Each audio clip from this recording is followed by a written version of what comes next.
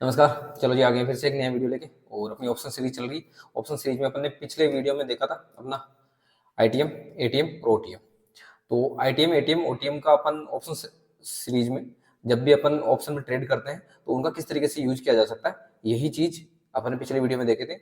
आज इस वीडियो में अपन देखेंगे कि ऑप्शंस के किसी भी स्ट्राइक प्राइस के जो प्रीमियम होते हैं उनमें कौन कौन से फैक्टर्स काम करते हैं जिनकी वजह से उनके प्रीमियम बढ़ते हैं या फिर कम होते हैं। क्या रियल में ऑप्शन बाइंग में जो फैक्टर्स हैं और ऑप्शन सेलिंग में जो फैक्टर हैं वो सेम रहते हैं, किसके फेवर में वो रहते हैं, किसके अगेंस्ट में रहते हैं, यही वाली चीजें देखेंगे अपन। तो सबसे पहले अपन एक चीज देखते हैं कि ऑप्शन के जो प्रीमियम है उनमें वैल्यू किस तरीके से होती है और वो वैल्यू में कौन कौन से फैक्टर्स रहते हैं ऐड, तो वो वैल्यू अपन किस तरीके से डिसाइड होती है उसी के बारे में अपन इस वीडियो में आज देखेंगे। तो मैं एक बार ऑप्स्ट्रा खोल लेता हूँ। ऑप्स्ट्रा मैंने ओपन कर लिया है और इसमें देखो अपन सीधा सीधा चलते हैं, इसी की वीक की चलते हैं। निफ्टी है, मैंने निफ्टी की ये ऑप्शन चेन ओपन कर ली और निफ्टी में अगर चल रहे हैं तो अभी निफ्टी की वैल्यू चल रही है 22,228 फ्यूचर की वैल्यू, और स्पॉट की प्राइस चल रही है 22,212, क्योंकि 4 दिन बचे सिर्फ इस महीने के एक्सपायरी में। इस महीने के एक्सपायरी में 4 दिन बचे हैं, तो धीरे धीरे जैसे जैसे एक्सपायरी पास में आती रहती इनके डिफरेंस पे ऑलमोस्ट कम हो जाते हैं और एक्सपायरी वाले दिन स्पॉट प्राइस और फ्यूचर प्राइस ऑलमोस्ट सेम हो जाती है। तो एक बार अपन इनके प्रीमियम देख लेते हैं। देखो, एट द मनी अपन ने देखा था पिछली बार कि जिस लेवल पे ट्रेड कर रहा है उसको एट द मनी बोलते हैं। जिस लेवल के नीचे की तरफ, अगर कॉल की साइड, कॉल के हिसाब से देखें तो 22,250 से नीचे की जितने भी स्ट्राइक प्राइस है वो आईटीएम होंगे इन द मनी, और 22,250 के ऊपर के जितने भी स्ट्राइक प्राइस होंगे वो सारे के सारे ओटीएम होंगे। तो प्रीमियम किस तरीके से होते हैं? एटीएम के मुकाबले आईटीएम के प्रीमियम बढ़े हुए रहते हैं और एटीएम के मुकाबले ओटीएम के प्रीमियम कम रहते हैं। क्यों? ये बारे में आज अपन बात करेंगे। तो प्रीमियम के बारे में बात करते हैं। ये है अपना एटीएम 22,250, जिसका अगर निफ्टी का प्रीमियम देखा जाए, कॉल का प्रीमियम है, सीई है, ये है 140 के आसपास। अब इससे जैसे जैसे अपन ऊपर जाएंगे, जैसे जैसे 22,300, 22,350, 22,400, 22,450, 22,500, तो ये प्रीमियम धीरे धीरे कम होते जाएंगे। अपन ने पिछले वीडियो में देख लिए थे, ये धीरे धीरे कम होते जाएंगे। और इससे एटीएम से, जो ये एटीएम है, इससे जैसे जैसे अपन नीचे की तरफ जाएंगे, इन द मनी में जाएंगे, तो जैसे जैसे इन द मनी में जाएंगे इनके प्रीमियम बढ़ते जाएंगे। ठीक है। अब एक चीज देखते हैं अपन कि कोई भी स्ट्राइक प्राइस है, किसी भी ऑप्शंस का जो स्ट्राइक प्राइस है उसमें दो तरह की वैल्यू होती है। जैसे ये 140 है, इसमें दो तरह की वैल्यू है। एक वैल्यू होती है वो होती है इंट्रिंसिक वैल्यू। ठीक है, इससे आईएन से लिख देता हूं मैं, आईएन इंट्रिंसिक वैल्यू होती है। और एक होती है दूसरी, जो होती है टाइम वैल्यू। एक इंट्रिंसिक वैल्यू होगी और दूसरी होगी अपनी टाइम वैल्यू। अब देखो, इसके बारे में अपन देख लेते हैं इंट्रिंसिक वैल्यू क्या होती है और टाइम वैल्यू क्या होती है। इसके लिए चलो अपन सीधे सीधे चार्ट पे वापस चलते हैं और चार्ट को मैं थोड़ा साइड में कर देता हूँ, इसको मिनिमाइज कर देता हूँ। ठीक है। अपन ने जब कॉल और पुट के बारे में पढ़ा था तब मैंने बताया था कि कॉल या पुट क्या है, एक तरह की शर्त है। अभी जैसे 22,250 पे है एट द मनी, 22,250 पे अपन मान लेते हैं। अब अपने किसी की बंदे के साथ 22,200, 22,300 की शर्त लग जाती है कि 22,300 पे कॉल बाय करने के लिए, सपोज कीजिए कि मैं ही हूं जो 22,300 की कॉल बाय कर लेता हूं। ठीक है, 22,300 की। अब 22,300 की कॉल का प्रीमियम एक बार देख लेते हैं अपन। 22,300 की कॉल का प्रीमियम है 114 रुपए, 114। ठीक है, तो 114, अगर मुझे 22,300 की कॉल बाय करनी है तो मुझे ये प्रीमियम पे करना पड़ेगा। इतना अमाउंट मुझे पे करना पड़ेगा, तब मैं एक लोट बाय कर पाऊंगा, 1 लोट। और इसमें 50 का लोट होता है, तो ये मेरा खर्चा आना है सीधा सीधा। ठीक है। अब इस प्रीमियम में जो 114 प्रीमियम है, इसमें कौन कौन सी वैल्यू है? एक वैल्यू होती है इंट्रिंसिक वैल्यू, जिसके बारे में मैंने बताया। एक होती है इंट्रिंसिक वैल्यू और एक होता है टाइम वैल्यू। ठीक है। अब इंट्रिंसिक वैल्यू अपन देख लेते हैं सीधा सीधा। सपोज कीजिए आज ही एक्सपायरी हो जाती है, जो गुरुवार को 29 फेब को जो एक्सपायरी होनी है, वो सेम इसी स्पॉट पे एक्सपायरी हो जाती है। स्पॉट अभी क्या चल रहा है? 22,228, 22,228 पे ही क्लोज हो जाता है। तो 22,300 की वैल्यू क्या हो जाएगी? जो 22,300 का जो कॉल था उसकी वैल्यू क्या हो जाएगी? जो 114 रुपए है अभी यहाँ, जो 114 है, इसकी वैल्यू हो जाएगी सीधी सीधी 0। अपन ने पढ़ा था ना कि जो भी कॉल जहां पे एक्सपायर होता है उसके ऊपर के सारे स्ट्राइक प्राइस जीरो हो जाते हैं। ये तो पढ़ा था अपन ने पिछले वीडियो में, अगर नहीं याद आ रहा है तो एक बार पिछला वीडियो अपना जाके वापस देख लीजिए। तो इसकी वैल्यू हो जाएगी जीरो। तो इसका मतलब ये 114 है, इसमें इंट्रिंसिक वैल्यू कितनी और टाइम वैल्यू कितनी? इंट्रिंसिक वैल्यू है इसमें जीरो और टाइम वैल्यू है 114। तो मतलब ऐसी भी चीजें होती है कि इसकी अपन को कुछ भी नहीं मिलने वाला, नहीं, हमको जो भी प्रीमियम मिलेगा अगर ये 22,300 के ऊपर जितना जाएगा वही अपन को प्रीमियम मिलेगा। तो अपन को एटीएम से ऊपर की जो भी स्ट्राइक प्राइस होती है ओटीएम, वो बाई करनी चाहिए। देखो रिस्क है, क्योंकि अगर मार्केट यहीं का यहीं रह गया, या मार्केट सोचो यहाँ से अगर 50 पॉइंट ऊपर जाके 22,300 पे भी क्लोज हो गया, 22,300 पे भी क्लोज हो गया, तो भी इसकी वैल्यू जीरो ही होनी है, तो भी अपने 114 का नुकसान ही होना है। तो क्या करें? तो वहां का ऑप्शन बाई करो जहां पे कुछ इंट्रिंसिक वैल्यू कुछ तो हो। तो इंट्रिंसिक वैल्यू कहाँ पे है? एटीएम से नीचे की तरफ जैसे जैसे जाएंगे अपन, उसमें कुछ ना कुछ इंट्रिंसिक वैल्यू जरूर होगी, इंट्रिंसिक वैल्यू जरूर होगी जैसे जैसे अपन नीचे जाएंगे। जैसे सपोज करते हैं कि अपन 22,250 की जगह अपन 22,100 का कॉल है, सी के हिसाब से देख रहा हूं मैं, 22,000 जो 100 का कॉल है उसमें इसकी वैल्यू क्या है एक बार अपन देख लेते हैं। 22,100 के कॉल के प्रीमियम कितना है? देखो 22,100 ये रहा, इसका है 226 रुपए। 22,200 का जो कॉल है, 22,100 सॉरी 22,100 का जो कॉल है उसका प्रीमियम है 226 रुपए। तो इसमें कुछ इंट्रिंसिक वैल्यू है क्या? अगर मार्केट यहीं का यहीं क्लोज होता है, 22,250 पे क्लोज होता है, तो इसका प्रीमियम क्या हो जाएगा? देखो इन दोनों का जो डिफरेंस है वही प्रीमियम हो, कितना डिफरेंस है? 150। तो मतलब अगर ये यहाँ पे एक्सपायरी भी होता है, इसी लेवल पे अगर एक्सपायरी आ जाती है, ये यहाँ से मूव नहीं करता है, तो भी अपना जो 226 रुपए था इसकी वैल्यू बचेगी 150। तो मतलब अपना नुकसान कितना हुआ? 50 इधर और 26 इधर, 76 रुपीज का अपने नुकसान होगा।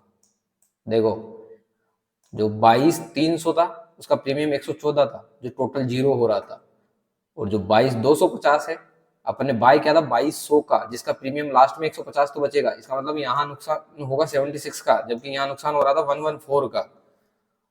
अच्छा, यहाँ कुछ समझ में आ रहा है कि हाँ, अगर अपन स्ट्राइक प्राइस सिलेक्शन अपना सही होगा तो अपन ज्यादा लॉस से बच सकते हैं। लेकिन देखो यहाँ आपको 114 के हिसाब से एक लॉट बाय करने को मिल रहा था।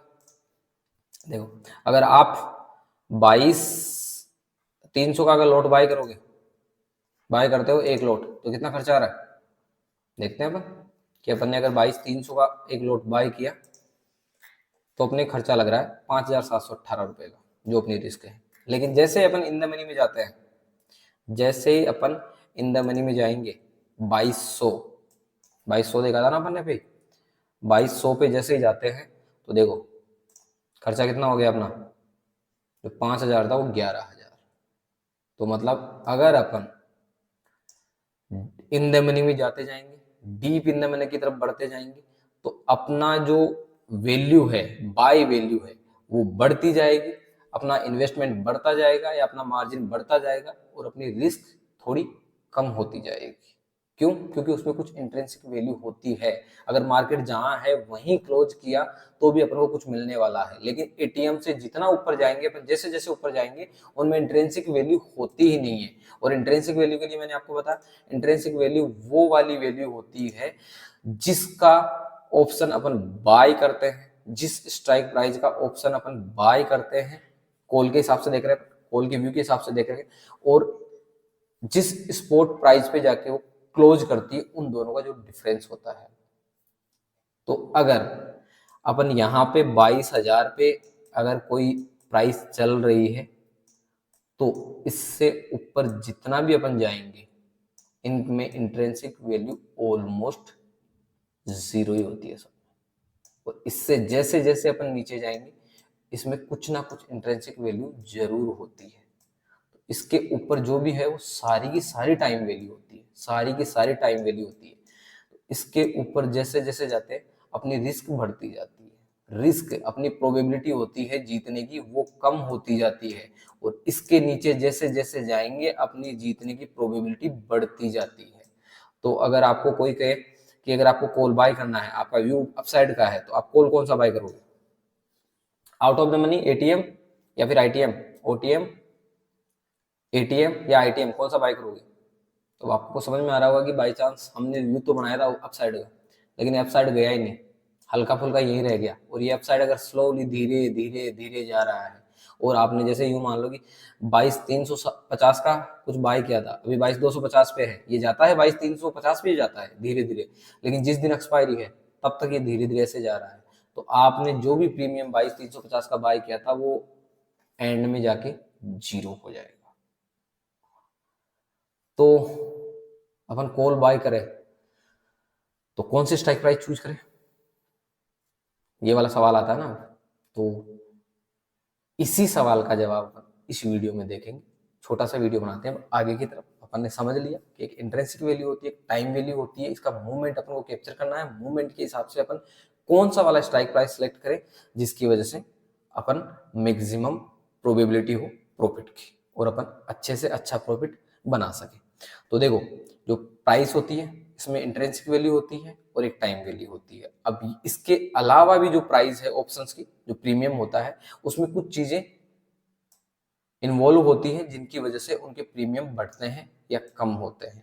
तो इनमें सबसे पहला जो ग्रीक आता है, देखो कुछ ग्रीक्स होते हैं, उनमें सबसे पहला आता है डेल्टा।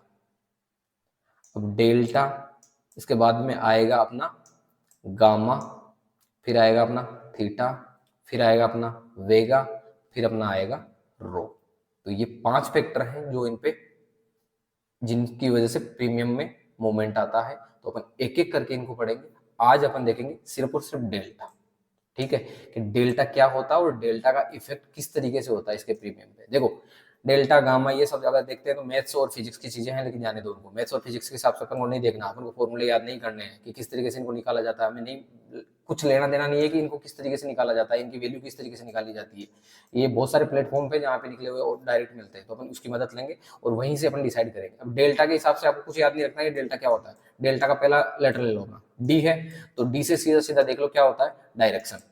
बस आपको कुछ ध्यान नहीं रखना है कि डायरेक्शन, कि अपने डायरेक्शन में जाएगा तो कितना मोमेंट आएगा प्रीमियम में, और अपने अगेंस्ट की डायरेक्शन में जाएगा तो कितना मोमेंट आएगा प्रीमियम में। अपने डायरेक्शन में जाएगा तो अपन प्लस में रहेंगे, अपने अगेंस्ट में जाएगा तो अपन माइनस में रहेंगे।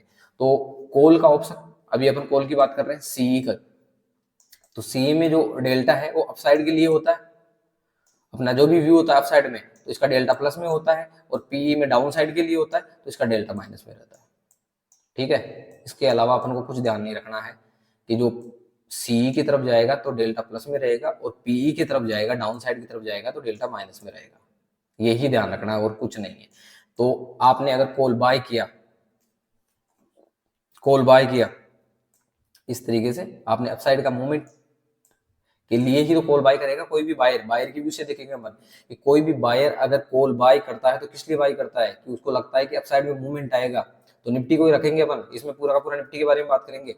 तो निफ्टी के स्पोर्ट में जो मूवमेंट आता है उसके साथ प्रीमियम में कुछ चेंजेस आएंगे क्या? आपको पता है कि अगर निफ्टी मूवमेंट देगी तो उसका जो प्रीमियम होगा, किसी भी स्ट्राइक का प्राइस का जो मूवमेंट होगा, जो प्रीमियम होगा, उसमें भी चेंजेस आएंगे। कुछ चेंजेस किस वजह से आएंगे? वो चेंजेस आएंगे डेल्टा की वजह से। तो अगर निफ्टी अपसाइड में जा रही है तो कॉल सीई के प्रीमियम बढ़ जाएंगे प्लस में, और जो पीई है, पुट है, उसके प्रीमियम क्या होंगे, घट जाएंगे। क्योंकि अपन पुट कब बाय करते हैं, डाउन साइड के मूवमेंट के लिए, जबकि मूवमेंट किधर आ रहा है, ऊपर की तरफ, तो सीधी सी बात है इसके प्रीमियम घट जाएंगे। और सेम इसका उल्टा होगा, सेम इसका उल्टा होगा, जब अपन मार्केट डाउन साइड में जाएगा तो पुट के प्रीमियम है, पुट के प्रीमियम बढ़ जाएंगे और कॉल के प्रीमियम घट जाएंगे, ठीक है। तो यही चीज ध्यान रखनी है कि जब भी मार्केट अपसाइड में जाएगा तो कॉल के प्रीमियम बढ़ेंगे, पुट के प्रीमियम कम होंगे, और मार्केट जब डाउन साइड में जाएगा तो पुट के प्रीमियम बढ़ेंगे और कॉल के प्रीमियम कम होंगे। ये तो सीधी सीधी बात है, अपन कॉल वाले और पुट वाले वीडियो में भी देखा था, आईटीएम ओटीएम वाले वीडियो में भी देखा था, और आज अपन ने यहाँ भी बात कर ली। लेकिन बढ़ेंगे कितने, कम होंगे वो कितने होंगे, ये कैसे डिसाइड करें, तो ये डिसाइड करता है अपना डेल्टा भाई साहब। डेल्टा भाई साहब कहता है कि देखो मैं जितना हूं ना उसके हिसाब से निफ्टी के मूवमेंट में की वजह से प्रीमियम में मूवमेंट आएगा। अब ये कैसे देखेंगे डेल्टा कितना है, तो देखो बहुत सारे हैं, सेंसिबल देख लो, ऑब्स्ट्रा देख लो, और भी हैं 2 4 5 एप्लीकेशंस हैं जिन्होंने ये व्यवस्थाएं दे रखी है आपको। तो यहाँ से अपन चलते हैं, अपन ने निफ्टी ओपन कर लिया 29 फरवरी का, और ये देखो अपन ऑप्शन चेन पे चलते हैं। देखो इसमें सबसे पहले क्या दे रखा है, कोल का डेल्टा, ठीक है, ये वाला जो है वो अपना सीई के हैं, सारे के सारे जो भी डेटा अपन को मिल रहे हैं इधर और इधर इस तरफ है, जो राइट साइड में है वो अपने हैं पीई के, लेफ्ट साइड में सीई के और ये पीई के। तो देखो कोल का डेल्टा हमेशा प्लस में होता है, तो ये 95 है इसका डेल्टा। कौन सी स्ट्राइक प्राइस का, 18,650 का। अभी कहाँ चल रही है निफ्टी, अभी चल रही है 22,250, 22,250, और ये है 18,650, ऑलमोस्ट 3500-3600 के आसपास डाउन है, ठीक है। तब जाके उसका डेल्टा कितना है 95, और पुट का डेल्टा कितना है माइनस में 0.13। अब आप समझोगे 95 और 0.13 का मतलब क्या हुआ, ये तो बताओ। ये भैया सीधी सीधी बात है, आप इसको अगर देखना चाहो तो परसेंटेज बेस में देख लीजिए, कोई दिक्कत नहीं है। परसेंटेज बेस में ऐसे देख सकते हैं इनको कि सीधे अपन चलते हैं, अपन आ गए हैं एट द मनी पे 22,250 पे। 22,250 का भी प्रीमियम कितना है 140 के आसपास, ठीक है। 22,250 का प्रीमियम है वो 140 के आसपास, और इसका डेल्टा कितना है, कोल का डेल्टा 48, कोल का डेल्टा कितना है 48, परसेंटेज बेस में है ये, ठीक है। इसको देखना है परसेंटेज बेस में। कभी भी किसी भी कोल का डेल्टा आपको 100% से ऊपर नहीं मिलेगा, और किसी भी पुट का डेल्टा भी आपको, जो ये माइनस में शो कर रहा है ना, पुट का डेल्टा आपको माइनस में शो करेंगे, ये भी आपको 100 के ऊपर नहीं मिलेगा, किसी भी हालत में 100 के ऊपर से नहीं मिलेगा ये। और न ही कॉल का डेल्टा आपको माइनस में मिलेगा, और न ही पुट का डेल्टा आपको प्लस में मिलेगा, ठीक है। एक चीज याद रखना, हमेशा 0 से 100 के बीच में ही रहेंगे। कॉल का डेल्टा प्लस में रहेगा, पुट का डेल्टा माइनस में रहेगा। को प्लस माइनस भी छोड़ दो आप, इसके तरफ ध्यान मत दो आप तो, ठीक है। माइनस माइनस से हमको कोई लेना देना नहीं है। इसमें सीधा सीधा ये कह रहा है कि 22,250 से अगर 22,350 आ जाता है तो कितना मूवमेंट आया 100 पॉइंट का, तो इसके प्रीमियम में कितना मूवमेंट आएगा, ये जितना परसेंटेज है, कितना परसेंट हुआ 48, तो 48% के हिसाब से इसमें अगर 100 का मूवमेंट आ रहा है तो इसमें आ जाएगा 48 का मूवमेंट। मतलब इसके परसेंटेज में चलेगा, ये जितना मूवमेंट आएगा उतना प्रीमियम में ये ऐड हो जाएगा। तो ये यहाँ आप 48 ऐड कर दो। अच्छा, बाकी सारे फैक्टर्स को अपन सोच रहे हैं कि बाकी फैक्टर्स में कोई चेंजेस नहीं आए, जो अपन वेगा पढ़ेंगे, थीटा पढ़ेंगे, उनके चेंजेस के हिसाब से प्रीमियम चेंज होते हैं, लेकिन एक बार उनको छोड़ दो, उनको भूल जाओ, उनमें कोई चेंजेस नहीं आ रहा, आपको सिर्फ डेल्टा पे फोकस करना है। तो अगर डेल्टा के हिसाब से अगर किसी भी स्पॉट प्राइस में, निफ्टी हो, कोई भी इंडेक्स हो, या फिर कोई भी स्टॉक हो, उनमें अगर 100 पॉइंट का मूवमेंट आता है तो इसका जो डेल्टा होगा इसके प्रीमियम में इतना ही मूवमेंट आएगा। तो देखो एट द मनी पे कितना मूवमेंट आएगा, एट द मनी पे 48 का। Slightly out of the money चलेंगे 22,300 पे, इसमें कितने का मूवमेंट आएगा 42 पॉइंट का। थोड़ा सा और ऊपर आते हैं 22,400 पे अगर आते हैं तो यहाँ कितना पॉइंट का मूवमेंट आएगा 32 का। अच्छा, 22,500 पे 22 का। तो यहाँ ये समझ में आ रहा होगा यार कुछ गड़बड़ हो रही है, यहाँ तो कुछ गड़बड़ हो रही है। क्यों, क्योंकि जैसे जैसे वो अपने ऊपर जाते जाते हैं, ओटीएम की तरफ बढ़ते जाते हैं, इनके प्रीमियम मूवमेंट कम आता जाता है, बिल्कुल कम आता जाएगा। 22,600 पे कितना मूवमेंट आएगा, सिर्फ 14 पॉइंट का मूवमेंट आएगा। जब इसमें 100 पॉइंट का मूवमेंट आएगा तो यहाँ सिर्फ और सिर्फ 14 पॉइंट का ही मूवमेंट आएगा भैया। और अगर अपन सीधे चले जाते 23,000 पे, 23,000 पे, तो इसके अगर 100 पॉइंट बढ़ेगा तो 23,000 वाले प्रीमियम का मूवमेंट बढ़ेगा मात्र 2.52। इतना ही प्रभाव पड़ेगा इस चीज में। तो आपको क्या लगता है कौन सा अपन को कॉल बाय करना चाहिए, अगर अपसाइड का मूवमेंट आ रहा है तो अपन को कौन सा कॉल बाय करना चाहिए, ओटीएम, एटीएम, आईटीएम? सीधा सीधा जवाब आएगा आईटीएम। क्यों, क्योंकि देखो 100 पॉइंट के मूवमेंट पे यहाँ 48 का मूवमेंट आ रहा था, यहाँ 53 का मूवमेंट आएगा, यहाँ 58 का मूवमेंट आएगा, यहाँ 63 का मूवमेंट आएगा, और जैसे जैसे 22,000 की तरफ चलेगा यहाँ 72। और डीप इन द मनी चलोगे, डीप इन द मनी तो ऑलमोस्ट फ्यूचर की तरह बिहेव करने लग जाता है। मतलब निफ्टी में जितने पॉइंट का मूवमेंट आएगा, इसके प्रीमियम में भी उतने के उतने पॉइंट का मूवमेंट आएगा। जैसे 98 है यहाँ पे, यहाँ भी 98 है, यहाँ 99 है, तो 19,000 वाले में ये एक दो अपडेट नहीं हुए तो डीप इन द मनी में इस वजह से। बाकी ये ऑलमोस्ट जब डीप इन द मनी में चले जाते हैं 1000 पॉइंट 2000 पॉइंट ऐसे, तो ऑलमोस्ट जितना निफ्टी में मूवमेंट आता है इनके प्रीमियम में भी सेम उतना का उतना ही मूवमेंट आता है। तो आप क्या करोगे, जब भी अगर कॉल बाय करना होगा, 22,250 पे चल रहा है, 22,250 पे मार्केट चल रहा है, आपको लगता है कि अपसाइड में जाएगा, तो कौन सा कॉल बाय करोगे, 22,500 का, क्योंकि सस्ता मिल रहा है। 22,500 का कॉल मिल रहा है आपको 44 का, ये बाय करोगे क्या, या फिर 22,000 का बाय करोगे जो आपको 298 रुपये में मिलेगा, लेकिन जब मूवमेंट आएगा इसमें तो 70 पॉइंट का मूवमेंट आएगा। ये आपको सिर्फ 44 रुपये मिल रहा है, लेकिन जब मूवमेंट आएगा तो आपको सिर्फ 22 पॉइंट का मूवमेंट मिलेगा। अब आप एक चीज सोच रहे होंगे कि यार देखो प्रॉफिट तो इसमें ज्यादा हो रहा है 22,000 वाले में, क्यों, क्योंकि 72 पॉइंट का मूवमेंट मिलेगा अपन को। 22,500 वाले में यहाँ से अगर यहाँ आ जाता है 350 तक, यहाँ पे सिर्फ 22 पॉइंट ही मिल रहे हैं, 22 पॉइंट ही मिल रहे हैं। लेकिन ये वाला आप जब देखोगे, देखो यहाँ 300 रुपये पे सिर्फ 72 मिल रहा है, ऑलमोस्ट 300 रुपये पे 72 मिल रहा है, 33% भी आपको प्रॉफिट नहीं मिल रहा है। अगर निकालोगे आप 72 जो पॉइंट है 300 पे कितना परसेंट होता है, अभी निकाल लेते हैं। देखो 72 डिवाइडेड बाई 300, ये ऑलमोस्ट 24% है। जबकि यहाँ देखो, यहाँ कितना मिल रहा है आपको 22, 44 का कितना परसेंट होता है 50%।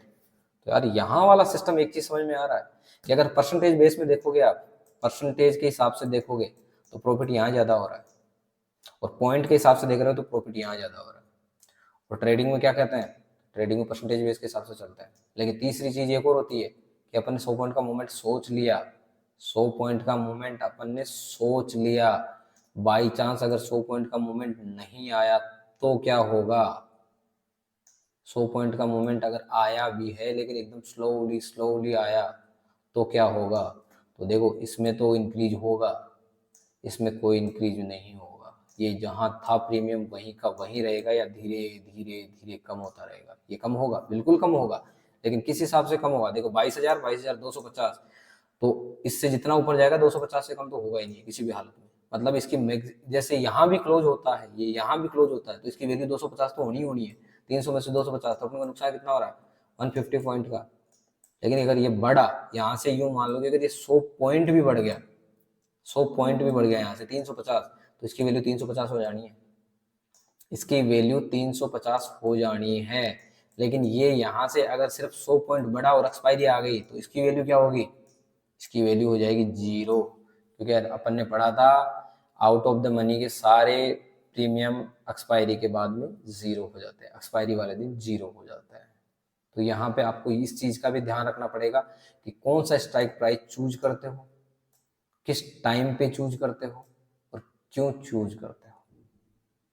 तो आपको एक चीज समझ में आ रही होगी, अगर एक्सपायरी पास में हो, अगर एक्सपायरी पास में हो तो आपको ओटीएम कभी भी बाय नहीं करना चाहिए, स्पेशल एक्सपायरी और एक्सपायरी के पहले वाले दिन ओटीएम बाय नहीं करना चाहिए। कोशिश करो आईटीएम बाय करने का, या फिर आप अगर श्योर हो कि अचानक से मोमेंट आने वाला है, अचानक से मोमेंट आने वाला है, तो आप स्लाइटली ओटीएम बाय करो। जैसे 22,000 पे चल रहा है तो इसके जस्ट ऊपर वाली स्ट्राइक प्राइस 22,050, 22,250 पे चल रहा है तो 22,300। अगर आप थोड़ा सा ज्यादा ओटीएम बाय कर लिया 22,500, 22,600, तो यहाँ एक्सपायरी वाले दिन अगर 100 पॉइंट का मूवमेंट भी आ जाएगा ना, और 15 से 20 मिनट फिर वहीं ट्रेड किया, तो इसका प्रीमियम में जितना भी उछाल आएगा वो तुरंत वापस कम हो जाएगा और ये 0 की तरफ जाने लग जाएगा।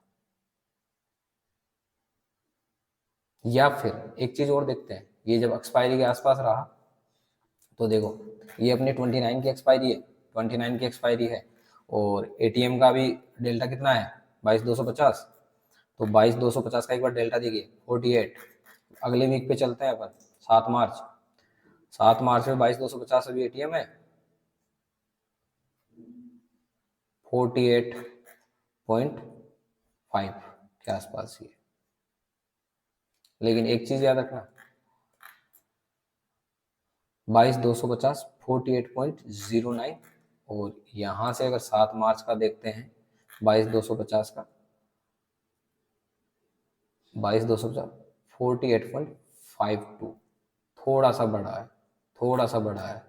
लेकिन दूसरी चीजों पे ध्यान देना, 22,250 पे ये था, 22,500 पे 32 है, 22,500 पे 32 33 के आसपास है।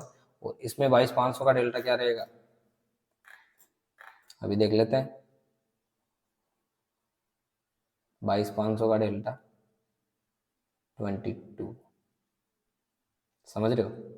तो अगर ओटीएम आपको बाय करना है तो अगले वीक की एक्सपायरी चूज करो, अगले वीक की एक्सपायरी चूज करनी है। यहाँ ये फर्क पड़ता है, इस चीज का आपको स्पेशल ध्यान रखना पड़ेगा, क्योंकि डेल्टा में फर्क आता है। तो अगर आप सेम एक्सपायरी में 22,250 से 22,500 चूज करना चाहते हो तो अगर 100 पॉइंट का मूवमेंट आएगा तो यहाँ सिर्फ 22 पॉइंट का मूवमेंट आएगा। जबकि अगर 7 मार्च वाली देखते हो 22,500 का, 7 मार्च की देखते हो तो 22,500 का देखो 33 के आसपास, तो यहाँ 33 का चेंज हो जाएगा। तो एक्सपायरी के आसपास पहुंचो तो उससे अगले वीक की एक्सपायरी का आपको बाय करना चाहिए। कॉल और पुट दोनों में सेम यही मेथड चलता है। आपको अगर पुट साइड में देखना है, पुट का बाय करोगे तो पुट में भी सेम इसी तरीके से चेंजेस आएंगे, कोई खास फर्क नहीं है।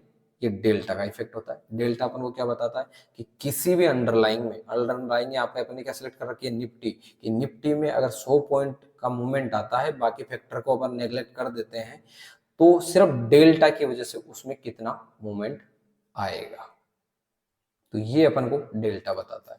तो आगे से कभी भी अगर आप ऑप्शन बायर हो, बाय करते हो, डेल्टा का थोड़ा सा ध्यान रख लेना। और आप जब श्योर हो कि मूवमेंट बहुत फास्ट आने वाला है, जैसे अगर अपन निफ्टी का 15 मिनट में चार्ट देख लेते हैं, 15 मिनट में नहीं, चलो ठीक है, डेली चार्ट के हिसाब से देख लेते हैं अपन तो, है ना। डेली चार्ट के हिसाब से देखो, इस तरह वाला मूवमेंट आया ना पूरे दिन में, आपको लॉस होगा। इस तरह वाले मूवमेंट में भी लॉस होगा, इस तरह के मूवमेंट में भी लॉस होगा, इस मूवमेंट में भी इस तरीके से बड़ी कैंडल बनेगी ना जिस दिन, ये वाली बड़ी कैंडल 1 2 3, देखो चांसेस क्या रहते हैं, चांसेस यही रहते हैं कि मार्केट आपको छोटी छोटी कैंडल के साथ ही रहेगा, छोटी कैंडल छोटी कैंडल छोटी कैंडल, यहाँ हल्की सी बड़ी है तो 3 दिन आप लॉस खा गए, एक्सपायरी के आसपास बिल्कुल लॉस खा गए। इसलिए आप अगर ऑप्शन बायर हो तो कोशिश करें कि पोजीशन थोड़े टाइम के लिए होल्ड करें, क्योंकि जैसे जैसे लंबे टाइम के लिए होल्ड करोगे, जैसे जैसे टाइम निकलता जाएगा आपको पता भी नहीं चलेगा और प्रीमियम कम होता जाएगा। ये डेल्टा का इफेक्ट है। डेल्टा का आपको ध्यान रखना पड़ेगा कि डेल्टा कौन से ऑप्शंस पे कितना डेल्टा है, उसका क्या इफेक्ट पड़ने वाला है। अब किसी ने 22,250 पे, बहुत लोग क्या करते हैं, बिल्कुल छोटा सा प्रीमियम उठाते हैं, 22,700 का, कितने का, 13 रुपए का, 10 रुपए वाला उठा लिया, जैसे 22,750 का 10 रुपए वाला उठा लिया, कितना है डेल्टा, कितना है 6 के आसपास। तो यहां से अगर निफ्टी 100 पॉइंट का मूवमेंट भी देती है तो यहाँ सिर्फ 6 पॉइंट मिलेंगे आपको, 300 रुपए, सिर्फ 6 पॉइंट। आप परसेंटेज बेस में देखते तो परसेंटेज बेस में देखता कौन है, परसेंटेज बेस में कोई देखता ही नहीं है आपके। और वहां से 100 पॉइंट का मूवमेंट दिया और फिर तुरंत यहीं घूम गए 1 घंटा, तो ये 6 से भी जो 6 पॉइंट बढ़े थे वापस कम हो जाएंगे। 100 पॉइंट बढ़ने के बाद भी ये वापस जीरो की तरफ ही अग्रसर रहेगा। ओटीएम हमेशा जीरो की तरफ ही जाने की तैयारी करते हैं जब तक कि वो एटीएम या आईटीएम नहीं बन जाते। यहां से अगर मूवमेंट ये लगातार रहेगा, यहां से ये जो मूवमेंट है वो लगातार रहेगा कि अपसाइड आता ही जाएगा, अपसाइड आता ही जाएगा। और ये जो सारे ओटीएम थे वो ओटीएम या फिर आईटीएम में कन्वर्ट होते जाएंगे, तब इनका डेल्टा भी धीरे धीरे चेंज होता जाएगा ना। जैसे ये अभी यहाँ था 22,250 पे, इसका कितना है 48 है डेल्टा। अभी ये मान लो कल यहाँ चला जाएगा तो इसका क्या होगा, डेल्टा भी तो चेंज होगा, ये भी तो ऊपर शिफ्ट हो जाएगा। ये 22,250 जो अभी 48 का मूवमेंट आ रहा था, फिर 100 पॉइंट के बाद में 53 का मूवमेंट आ जाएगा, फिर ये डेल्टा यहाँ ये चेंज हो जाएगा, ये यहाँ वाला यहाँ शिफ्ट हो जाएगा, तो ये वाला मूवमेंट भी तो आता जाएगा। इसलिए आईटीएम ऑप्शन बाइंग के लिए ठीक रहता है।